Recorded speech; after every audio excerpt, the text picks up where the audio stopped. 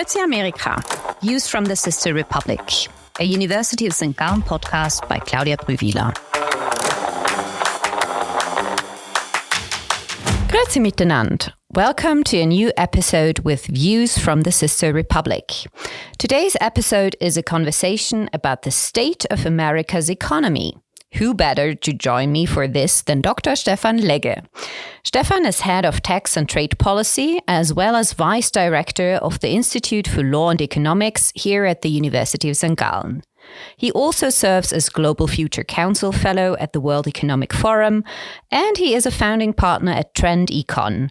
He got his bachelor's in a place called Mannheim. Very suspicious, but well, he went for his master's and his PhD to St. Gallen and spent ample time in the US. First as an exchange student in San Diego, then as a visiting doctoral student at Berkeley and Princeton. Stefan, was San Diego your first US experience? Yes, it was. So what did you like best about it? I very quickly learned that in the United States, the contrasts are very sharp. Very quickly, in just a matter of minutes, things can change from being amazing to being awful. And I was all excited to fly to the United States. And then I learned that not all American airlines are what you would think they are. American Airlines is not the best airline in the world. It wasn't in 2010, and it's still not the best. And my flight was delayed and everything was, arranged, but then we had to rearrange everything. So, you learn quickly that in the United States, things can be amazing, but they can also be awful. So you learned to be quick on your feet, in other words, right? Yes, you have to adapt. Every single day can be very different. You thought you planned it all. Everything is arranged. You have a meeting with a famous professor, and then the professor just doesn't show up. And what do? Well, you wait a few hours and then you send a nice email, not a reminder, just an email, forgetting about the fact that you had a meeting scheduled. You just arrange. You have to find a way to get what you want. So we already have two anecdotes, one from air travel, one from academic life.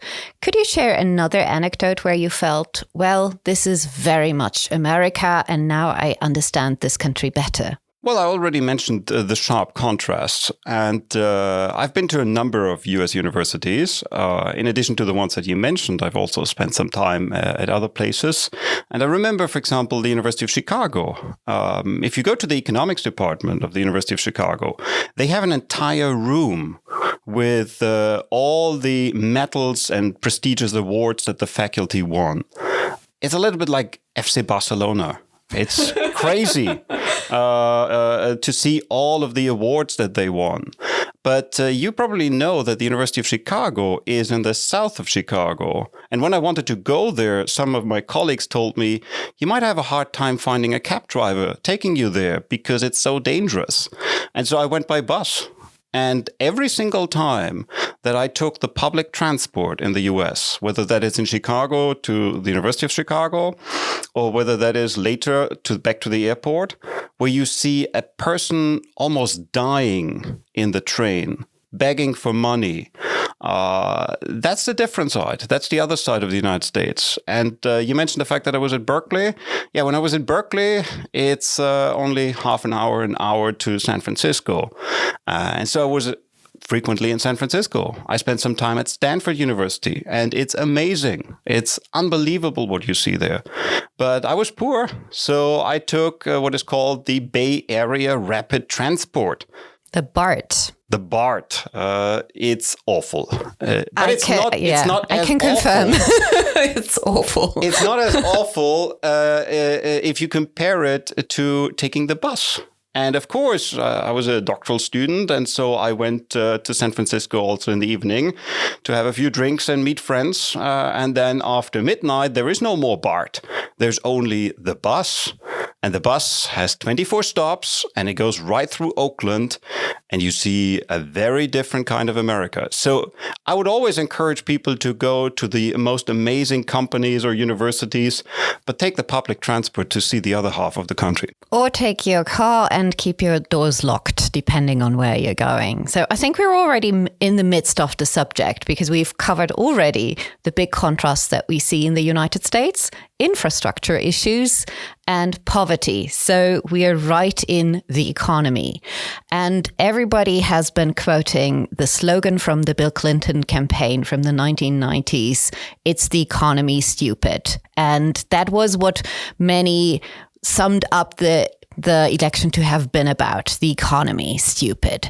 But how bad is the Biden economy really, from an economist's point of view? It depends a little bit on which economist you ask. The amazing thing is that if you look at the poll numbers, and you can, for example, look at the University of Michigan, a poll of consumer satisfaction and consumer confidence, you already see that the election of Donald Trump has led to a noticeable shift.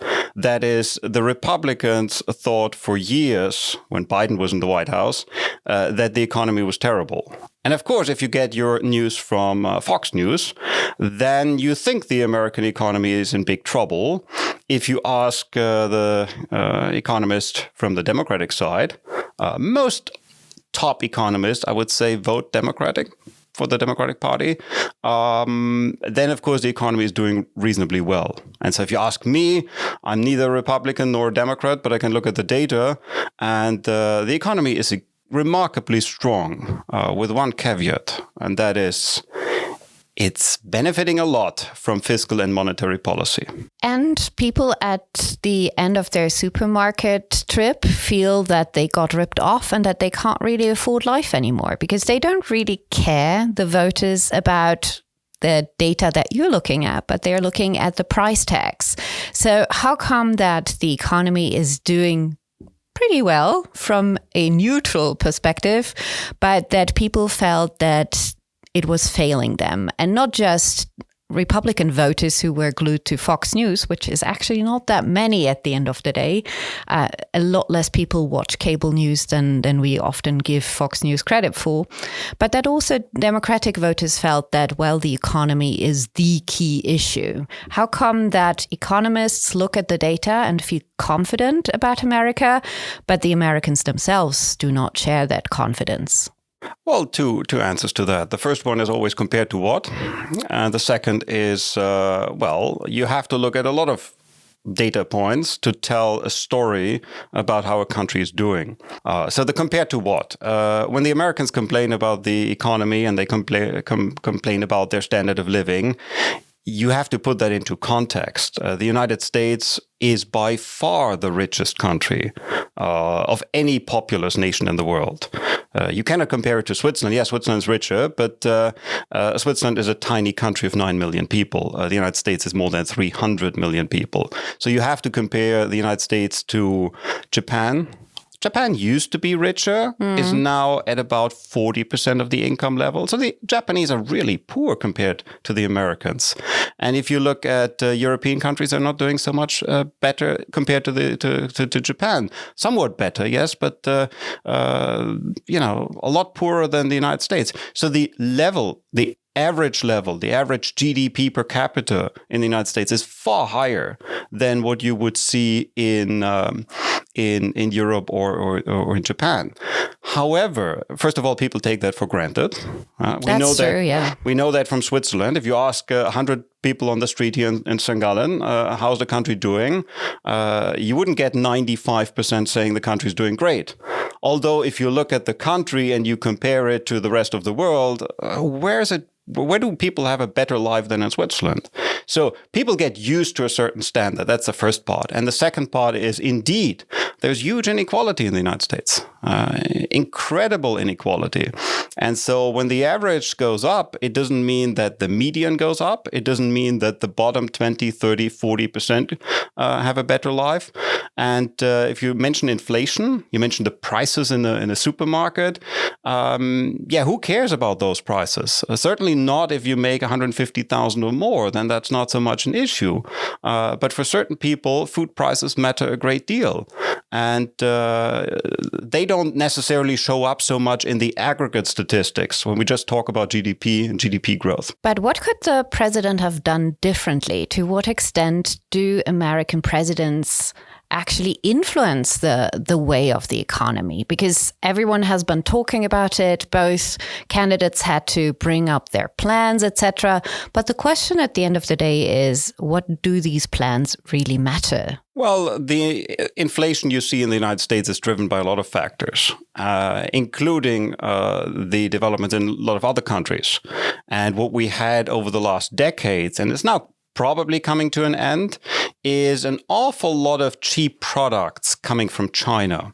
And of course, that means prices in the United States stay relatively low. With COVID and a lot of disruptions in supply chains, with the new trade policies that started not so much just with Trump. Trump started to talk a lot more about it, but even Barack Obama was to some extent protectionist. Call it a polite protectionism. I like that phrase. I'll remember that. Polite protectionism. Don't quote me. Quote Jim Backus. Okay, I'll do that. He came up with it in an article for Cato. But that protectionism certainly plays a role. And the developments in China and the fact that we have no good alternative to China, that means some of the goods get more expensive. There's not so much Biden could have done about it. He could have, of course, reduced or abolished the tariffs that Trump introduced. But in the current climate, and you would know that better than me, being pro-China is a very tough sell in the United States. So what else could he have done to make sure that inflation would have been lower? Well, don't spend so much. It's economics 101. If you want to create inflation, you can use monetary policy, very cheap money, print a lot of money, figuratively speaking. That's, of course, to be decided by the Federal Reserve. It's not so much by the Biden administration. But the other part is fiscal policy. And if you look at how much the U.S. government has spent over the last couple of years in excess to the revenue they have, that's, of course, a huge stimulus for the economy, but it probably was too much. And it was too much, not just looking back. I think back when it was decided, the idea was we rather spend too much than too little. Some people, it's all about narrative. Some people recalled the financial crisis, and then Obama probably didn't spend enough, probably couldn't spend enough. And so you had a relatively slow recovery of the US economy after the financial crisis. And some people during COVID said, this time we should rather err on spending too much. And they did. And so that, of course, contributed to the inflation as well. So Biden could have changed some policies, but it's not like he has a button on his desk, more inflation, less inflation, and he can control that. That's not how it is. Do you think we'll see an improvement thereon during the next administration? Because actually, there doesn't seem to be a reduction of spending truly on the plan, or have I missed something? Well, no. Long story short, no. Donald Trump is not keen on restricting spending, especially if you look at where the U.S. government spends money. He appointed, I think it's the right word, Elon Musk. And he nominated them, and we'll see whether they really get through. Exactly, yeah. But there is a narrative that Elon Musk and Vivek Ramaswamy will cut government spending. And some already point out that, they can do something like Javier Milei in Argentina. Really? In some sense, that's about about the challenge. If you look at what Milei has actually done, he has cut government spending by about 6% of GDP. So he instantly balanced the budget. Now, if you do the same in the United States, we're talking about 1.7 trillion of cutting the government spending. No. If you want to have these kinds of cuts, you would have to cut deeply into welfare spending, Medicare, Medicaid, Social Security. And Donald Trump understands that this would basically destroy his reputation and his poll numbers. And just look at France. We have Michel Barnier. He tried to cut the budget by 60 billion euros. That's about 2% of GDP. And he was fired immediately. Yeah. So I don't think Donald Trump will, with his administration, cut government spending. He will talk about it. Probably a little bit like Reagan. Many people That's a nice parallel, yeah. Many people remember Reagan as the one who cut government spending and slashed regulation. Yeah, well, in some areas. But if you look at the total tax revenue as a share of the economy, it didn't really go down. And of course, if you're a smart politician and you want to be perceived as someone cutting taxes, you talk all day long about the taxes you cut, and you never mention the fact that other taxes go up. And taxes can go up silently. You don't have to raise them. You just don't adjust, certain parameters. So if there's inflation of 2 or 3% annually, and you don't adjust certain deductibles, for example, then you raise taxes without people noticing so much. Reagan is a great example of someone who has a different legacy in terms of how people ideologically and idealistically remember him and what his economic legacy actually was, that he really contributed to the deficit enormously by, for instance, not really cutting down on entitlements and increasing defense spending enormously. And if you're looking at the agenda of Donald Trump, he would have to invest in defense spending as well, aside from keeping up the social entitlements that you've already mentioned. Do you think that's the biggest problem right now for the US budget, all these welfare programs, or do you see other areas where cuts would be needed? Cuts would be needed is a tough word. I mean, those welfare benefits often support people and families in need. And I already mentioned the fact that, contrasts are sharp. It's not like if you live in the United States as a scholar coming from Switzerland or as someone who has a very well-paid job, life can be amazing. If you get the stipend from Switzerland, we have to say. Absolutely. So in other words, if you have money, life in the United States can be great. But if you don't have money, life is tough. And much of the welfare spending at least aims to help those people. So cuts there, they would really come at a price. So you might be saying that's a price worth paying. But nevertheless, cutting welfare spending is probably where you can cut the most because it's the largest fraction. But if you do that, and Javier Milei, again, it's a very interesting example. He has done that. Well, poverty rates are now 53%. So it does come at a price. But you're absolutely right. You mentioned military spending. A lot of people think the US spends so much on the military. Well, it does not. Yeah, it's quite impressive how little in terms of GDP percentage they spend. Exactly. It's now 3.1% or so, which is very low by historical standards. And if you think about the fact that the United States is, let's say, in a conflict with Russia, is in a conflict of sorts with China, is in a conflict with various countries in the Middle East, then you would think the US should probably spend more, maybe 4 or 5%, which is not unheard of in the recent past. That would be another 2%, adding to the public deficit that is already 7%. And so I don't see so much the cuts in welfare spending. I see the need to raise spending in the military. Then you can look at another important factor, which is interest payments. The US running all these deficits means they have to sell the government bonds and somebody has to buy them. And what's quite interesting is that even though the Federal Reserve is thinking about cutting interest rates because inflation has come down somewhat, the interest rates on government bonds, especially the 10-year bonds, has not come down. It rather has increased. And it has increased since Donald Trump was elected because the bond market understands very well that there's a limit to all of this. And again, look at the details. The 10-year bond yield would probably be higher if the US government had borrowed more money on a 10-year basis recently. But recently they reduced the number of bonds they're selling because they understand they will have a hard time finding anyone to buy them at reasonable prices. In other words, the US government already spends more on interest than military. And that is a big problem. And running these deficits and even bigger deficits, if some of the policies of Mr. Trump will be implemented, it will hit a limit. And the limit is, quite frankly, that they have to borrow the money and there's only so much appetite for US government bonds. And so the bond market will eventually call it quits. They will eventually say no. And they've already said that.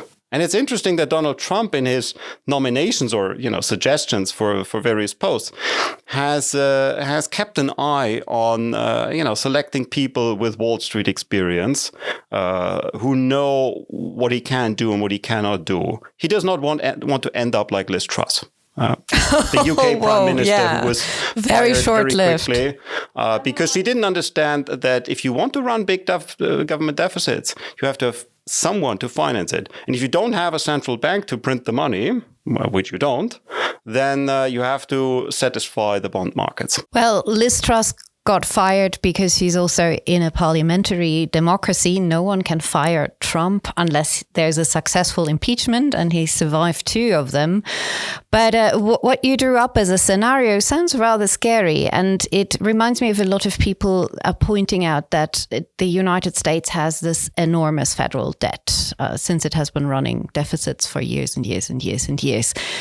Is there a way out of that? Well, you can cut government spending.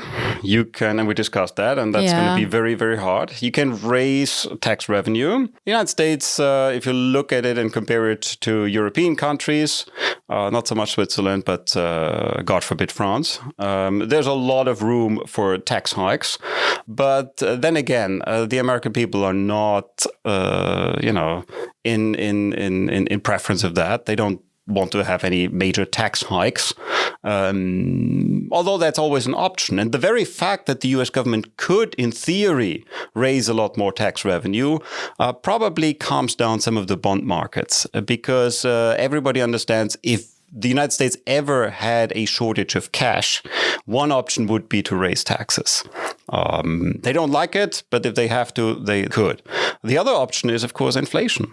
You print back the public debt with newly printed money. Now that sounds familiar. That is something that has happened throughout history. You can go back to the Roman Empire. You can go back to Adam Smith and his famous work on the Wealth of Nations. And he says there has hardly ever been a case where a government is highly in debt that it paid back with proper money. And so the way out probably will be inflation. And think about it this way. If you have 3 or 4% inflation annually, what that does over 10 years. And you mentioned the higher food prices in the United States. Well, overall, prices in the United States have risen by 25% in just a couple of years. So this can happen very quickly. Yeah. And if right now you look at the United States and you say the government has too much debt, government debt is around 120% of GDP. Well, the debt doesn't scale with inflation, but the GDP does. And so I wouldn't be surprised if we see some variant of what we've seen in the past, probably something like in the 1970s and 80s. If you have a decade of high inflation, much of the debt can go away. And that's not so much a very nice prospect. It's not the future we look forward to. But then again, tell me the alternatives. Cutting government spending, you want to cut welfare spending, because if you don't do that, you probably don't cut much. And raising taxes, well, yes, you can do. But again, I don't see the political path in that direction. That's not very promising. I mean, when we look at the 1970s, that means looking at the specter of stagflation and Jimmy Carter's malaise. So that's not really a prospect we really? Well, the economy can do well even if there's inflation. It's not ideal, but then again, take Italy in the 1970s and 80s. Price levels doubled. The country didn't fall apart, and it was probably making, even in real terms, more progress than it has done in the last 20 years. So you can run an economy with higher rates of inflation. It's not ideal, but it's possible. And it doesn't mean that there's a train wreck. It just means that those companies that don't have pricing power, in other words, companies that cannot pass on cost increases to the consumers, they will have a hard time. Because if prices increase by 3, 4, 5, 6% a year, and you cannot pass that on, a typical profit margin is like 5 or 6%. So very quickly you're in the red. And it spells trouble for anyone personally who doesn't have pricing power. So if inflation is 5 or 7%, can you go to your employer and tell him or her, I need 5 or 7 or 10% more money? Some can, some cannot. And we've seen that over the last very recent episode of inflation, that some workers have pricing power and others do not. And the ones who do not can quickly fall behind. Finally, anyone who has some, really hard-earned savings in a bank account, you can watch that wealth melt like ice in the sun if there's high inflation. And of course, people will be really upset if they realize they worked very hard, they saved a bit of money, and that money is now purchasing a lot less. So inflation is quite painful, but it's not the end of the world. Speaking of passing on the burden to consumers, there's the other specter, aside from inflation and government deficits, that is haunting us since the election of Donald Trump, the fear of high tariffs. Looking at what he has promised for international trade, how likely do you think are the worst case scenarios that have been drawn up by economists, or to what extent do you think he's bluffing? Well, that's a question you shouldn't ask an economist. You should ask that question to political scientists. Well, I'm asking an economist who often talks to business leaders, so I think you can do the balancing act. To answer that question, you have to think about Donald Trump and what kind of a person he is. He grew up in real estate in New York.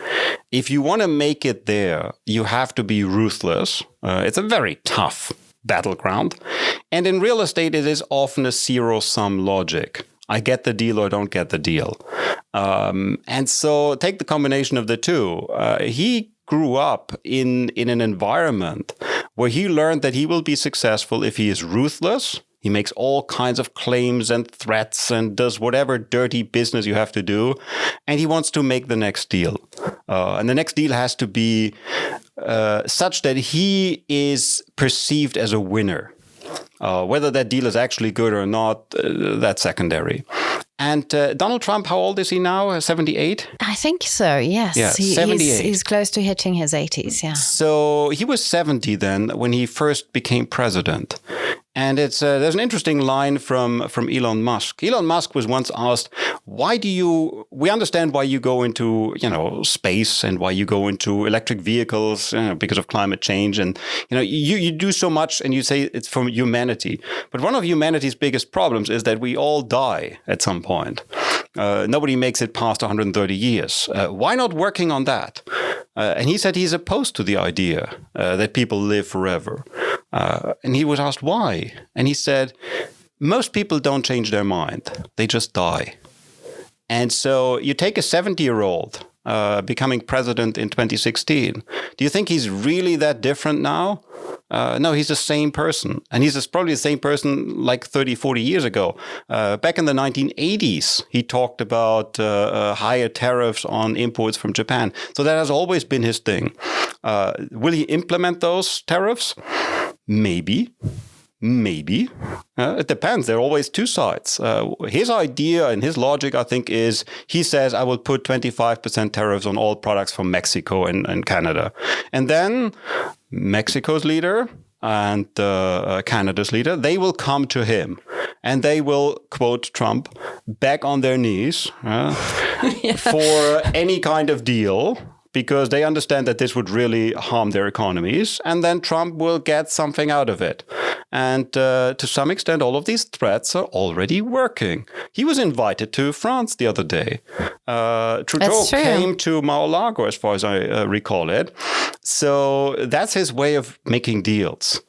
So we don't know whether anything will be implemented because it depends to a large extent how the trading partners respond to his threats. What would be your advice if you were a consultant for the Swiss or the EU governments? How should we see our countries act under these circumstances? Because, well, maybe is not something you can make a plan on. Yes, you have to deal with uncertainty, which is something very hard for companies to do, because you basically have to hedge your business. You can't so much buy insurance for that. So you have to keep your options open. You have to prepare for different scenarios. And of course, only one of these scenarios will play out, and whatever you spend on being prepared for the others looks like waste. So we probably have to become less efficient as a result. And that's something nobody in business likes. But I'm a bit more optimistic in the sense that I think the European governments have learned quite a bit during the first Trump administration. They understand better how to deal with him.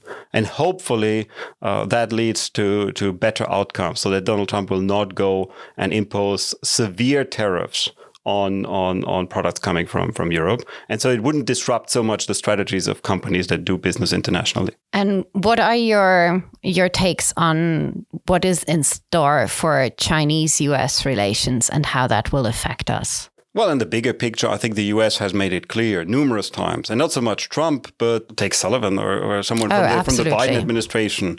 They made it clear the United States is number one, and we will stay number one.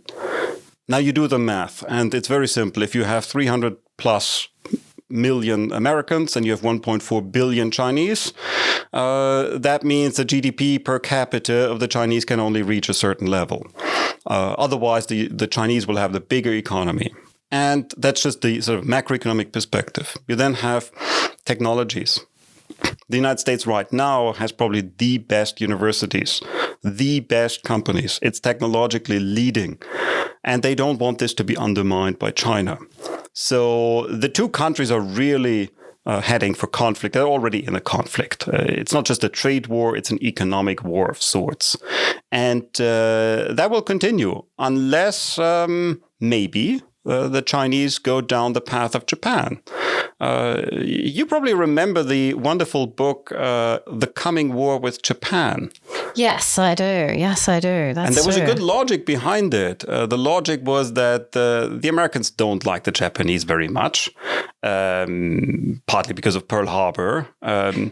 And the Japanese probably don't like the Americans all that much because of the response to Pearl Harbor. And the aftermath, yeah. Yeah, and the aftermath. And the conflict really got very hot in the 1970s and 80s when the Japanese, through very hard work, became competitive again. And the Japanese back then became competitive in the car market. And there was a Plaza Accord and a lot of negotiations and threats. The Americans didn't want Japanese cars to take over the American market. And so what happened was that for a long time, this economic dispute between Japan and the United States was sort of muted because they had a common enemy, and that was the Soviet Union. But the moment the Soviet Union disappeared, well, the Americans needed a new enemy, if you like, or they were free to now go after Japan. But very quickly in the 1990s, you had a housing bubble that popped in Japan, and the Japanese GDP per capita fell from 150% of the US level to about 40% today. So the Japanese basically committed suicide. They no longer posed an economic threat to the United States. And a large chunk of it was a housing bubble that popped and the demographic development that turned. Now look at China. You see something similar. Although we shouldn't overemphasize these parallels. But if the Chinese continue to be successful economically, I think the Americans will not tolerate this and they will fight it. I don't think they should, but they will. And so I think that is a conflict that will last for years. How hot it will become depends a little bit also on sort of unique and idiosyncratic decisions. Will the People's Republic of China really make a move on Taiwan? And then how will the Trump administration respond to it? I don't know. But that is a conflict because at the end of the day, it's very human. We all like competition. We all like competition when other people face it. We all like competition. We all want to have, 5, 6, 7 supermarkets or telecommunications companies. They should fight with each other because then it means choice. It means lower prices for me. I want competition, but nobody wants the competition in his or her own field.